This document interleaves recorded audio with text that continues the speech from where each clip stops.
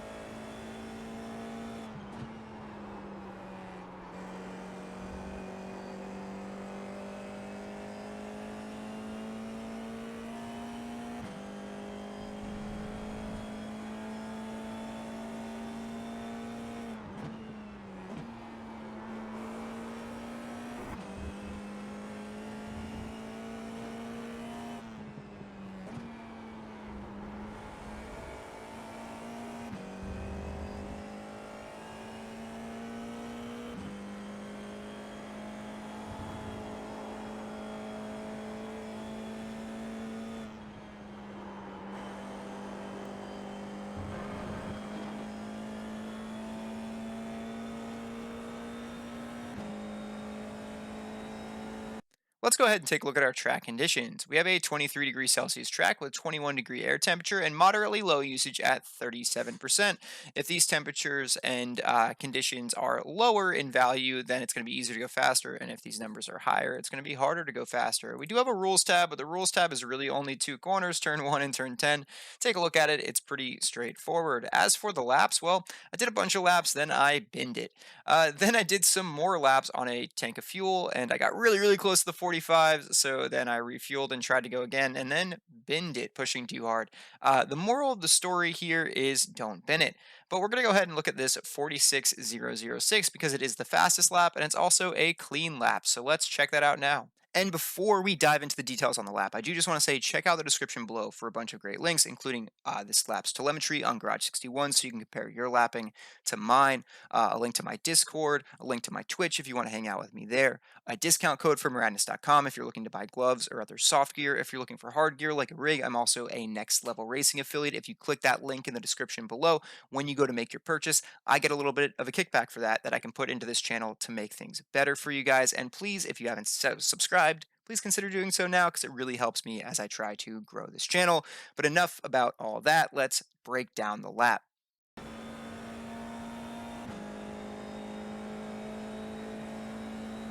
Turn 1 at Watkins Glen is the most important corner here, and it is 100% about the exit because we're flat out from here all the way until the bus stop at the top of the hill. We can start braking just as we pass the 200-meter board, and we're focused on a couple of things. The first thing is we want to keep the car smooth, and we want to transition off those brakes nice and smoothly so that the car can settle into this camber at the apex. We want to use that camber to help us pull through the corner, and when we get to the apex curbing, it's a two-stepped apex curbing, so the farther inside part is a little bit raised, which will offset the camber, so we don't want to use that. We just want to use this first tier of that curbing.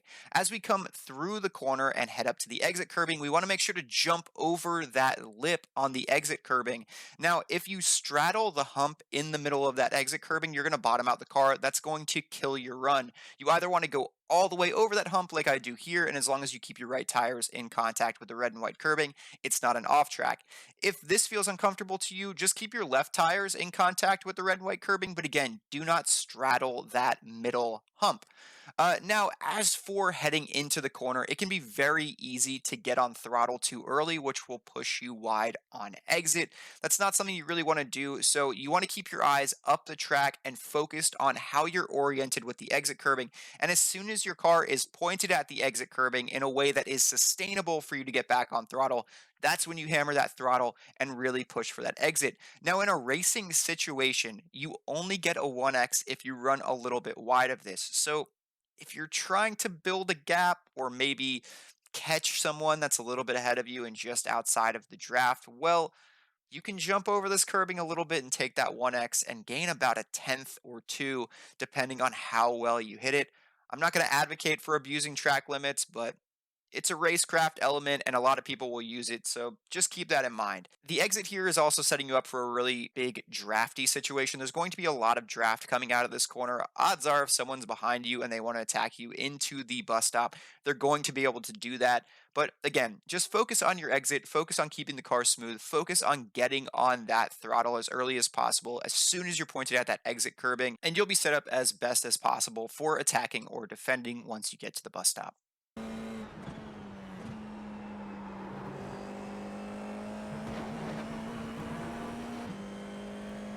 Turns 2 through 4 are this uphill S's section, and there really isn't much to talk about because it's easily flat out. The only thing to consider is keeping the car as smooth as possible and avoiding tire scrub so that you don't kill your momentum as you head towards the bus stop.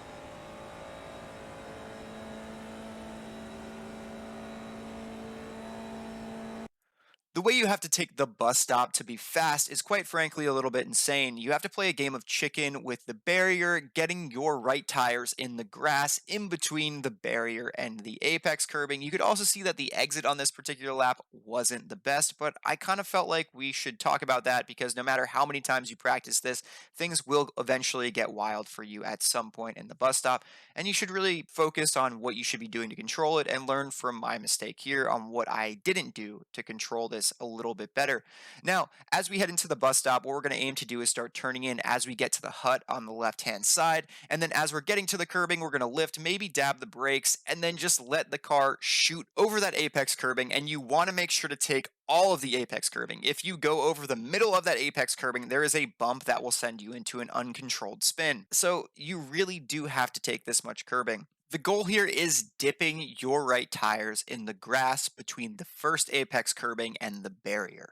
Now, the mistake that I made on this lap was on the exit, and it was me just pushing a little bit too hard. I didn't let the car settle down enough. So, as you come over this first curbing and meet up with the second curbing, you want to let the car settle down before you get back on throttle heading towards the third apex in the bus stop. I missed that apex because I get on throttle a little bit too quickly, the car understeers, and then I have to really wrestle the car to keep it on track heading through the fourth apex. Luckily, this was not an off track despite the amount of grass that I did use. But the thing to learn from here is the car will get unsettled. The car will be hopping around here. You really want to wait until the car is completely planted before you get back on throttle.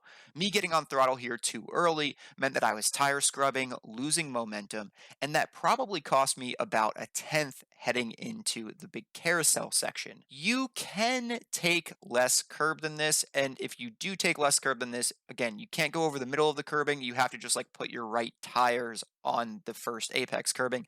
The thing with that is, I tried to run that line a couple of times to see how viable it was, and I was essentially losing 3 tenths a lap, having to slow enough to make the corner. So it's really up to you on how much you want to take, but it is a lot slower through the bus stops. Just keep that in mind, but practice it, get used to it. Eventually, you'll find control with it. I promise. It is a little bit insane, but it can be kind of fun too. Embrace your inner Max Verstappen qualifying lap at Monaco situation and play chicken with that barrier.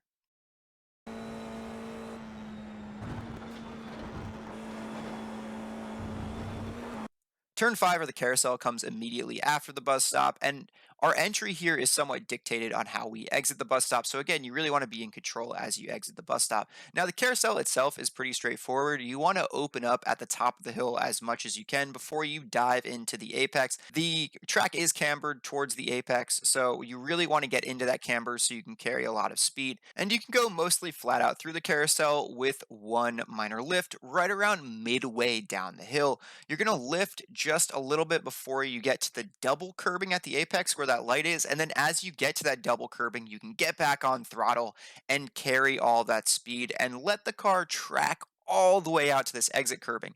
If you try to stay full throttle, don't lift enough, or try to just push too much through this corner, you'll end up scrubbing wide on exit. And while the time will be faster through the middle part of the corner, your exit down the hill will suffer and ultimately you'll lose time. So just keep that in mind. Get that little bit of a lift just to allow the car to really dig into the apex so you don't tire scrub and push out wide.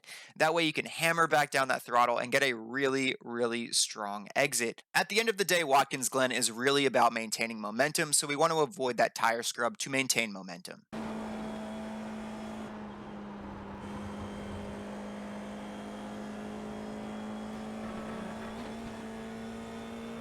Turn 6 is just a continuation of that theme of maintaining momentum and, using camber of the corner to help us do that, which is something that we've already done and talked about here, but it is kind of a theme at Watkins Glen. At the top of the hill, we're going to brake as we get to that little concrete patch, and we're going to bleed off the brakes as we trail into the apex. We want to get our left tires on that red and yellow curbing and really stick with that apex as long as we can. It is a long corner. Just take a second to be patient getting on throttle here. If you get on throttle too early, it's really easy to run wide on exit, end up in that grass and hit the barrier, or just clip that grass with your rear right tire and it'll send you into a spin and you'll hit the barrier. The thing to focus on here is keeping your eyes as far up the road as possible. There aren't very many good visual cues for when we can stamp back down on that throttle, but it'll sort of become natural with the feeling of the car and where you're kind of orienting yourself. Maybe as you come around and are kind of pointed towards that first patch of trees, that could be a good visual marker. I like keeping my eyes tucked in at the apex and looking as far down the track as possible and not necessarily looking off the track, but it's up to you. See what works best for you to allow you to just wait that little bit of extra time and get on throttle at the right moment. When you do get on throttle, though, you can commit to it very aggressively and really power out of this corner, and that's because of the camber that we're using at the apex.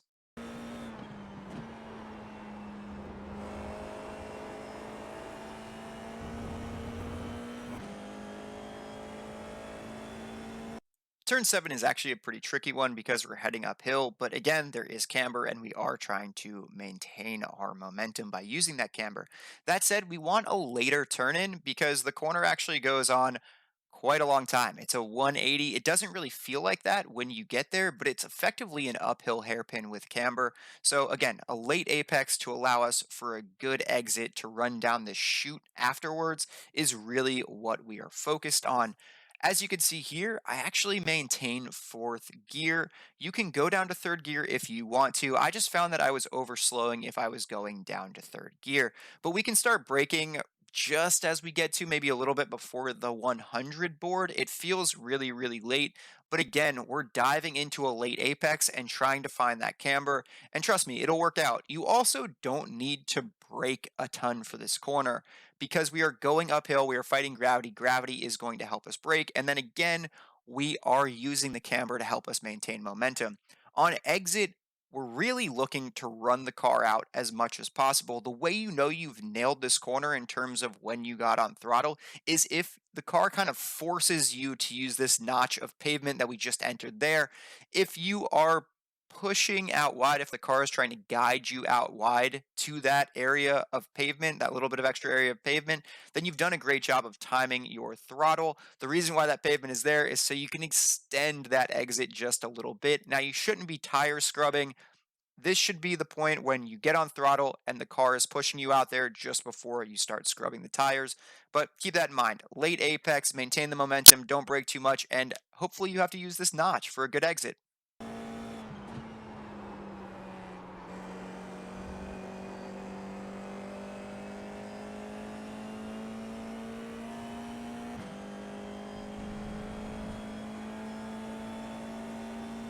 At this point, I'm a broken record, but turn 8 is also about maintaining momentum and using the camber at the apex to help us do that.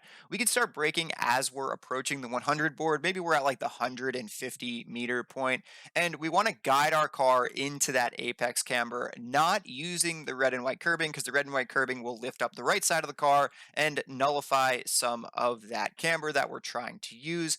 I go down to third gear here, kind of a two slow downshifts, and we're getting back on throttle right as we get to that apex. You can use all of this runoff area on exit, and that's really what you should be aiming for. You don't want to get into that runoff area too early, because if you get out there too early, it means you got on throttle too early, and you're going to have to probably lift to avoid touching that grass.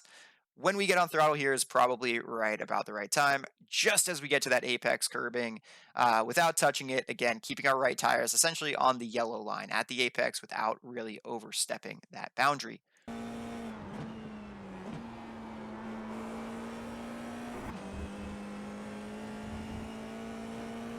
For me, turn 9 is probably the trickiest corner on the track. As we're slowing the car, we're cresting this hill, which makes the car get loose in the rear, and it can be really, really easy to spin here. The other thing is, if you're in control and you get on throttle a little bit too early, it can be very easy to run wide on exit. Now, this is a longer corner, and ideally, we would want to do a late apex. The problem with doing a late apex, at least for me, is I found that we crest the hill at the wrong time to go and find that late apex, so the car ends up getting loose and it ends up delaying my throttle input. So I like diving into the apex curbing a little bit earlier here, holding a nice tight line, which is allowing me to get back on throttle slowly. And then as soon as I see that apex curbing, more aggressively. But as we're coming up this hill, I just want to brake a little bit, get off those brakes pretty quickly, and then let the car settle into a neutral position by just coasting through it before we get back on that throttle. Again, being patient getting to throttle is really, really important so we don't run wide on exit. But this corner is really just all about balancing the car. We don't really have camber helping us out. The crest of the hill is actually working against us to maintain grip. So keep the car smooth and settled. Don't be too harsh on your inputs. Be patient on throttle application so you can get a good run out because we are full throttle until the final corner.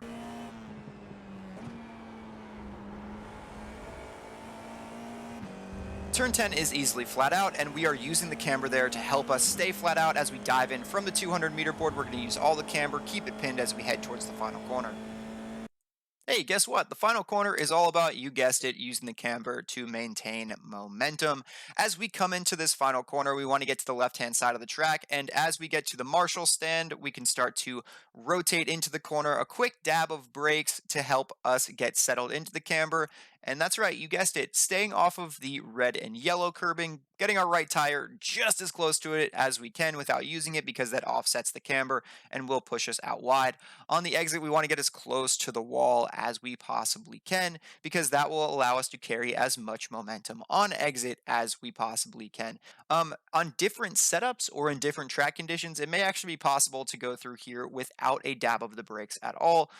On this particular lap, in these particular conditions, I needed just a little bit of dab of the brakes to help get the car starting to rotate into the corner. But as you can see here, after that dab of brakes, we're just waiting for the moment where we can spot the exit and feel safe getting on that throttle.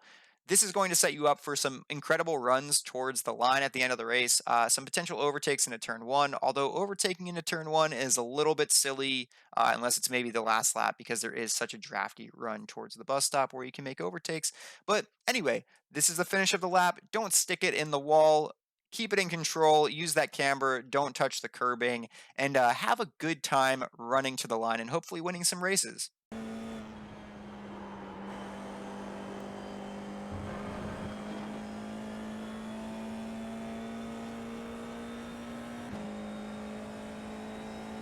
And as always, I just want to say thank you, thank you, thank you to all the support through likes, comments, suggestions, subscriptions, hanging out with me on Twitch. It's twitch.tv/Elgato con la Pipa if you're interested in doing that. There's a link in the description below for that. But if you haven't subscribed and you're still here, please consider doing so now, along with liking the video. That really helps me as I try to grow the channel, not glow the channel. We're glowing. Okay, anyway. But as for closing thoughts this week, as mentioned in the guide lap in the corners, Keep the car smooth. If you can keep the car smooth and maintain momentum, you're going to be quick. It may feel a little bit slower, but at the end of the day, I promise you it's actually going to be faster. Also, as mentioned with the chicane, things are going to get crazy there. You're not always going to hit it well. You can see on the lap after we reviewed it that I was a little bit too aggressive getting back to throttle on the exit, and we ended up actually losing time and clipping the grass on the exit. That wasn't a 1x, but it did ultimately lose us time. So, is what I should have done there is just waited to apply the throttle until the car settled a little bit more.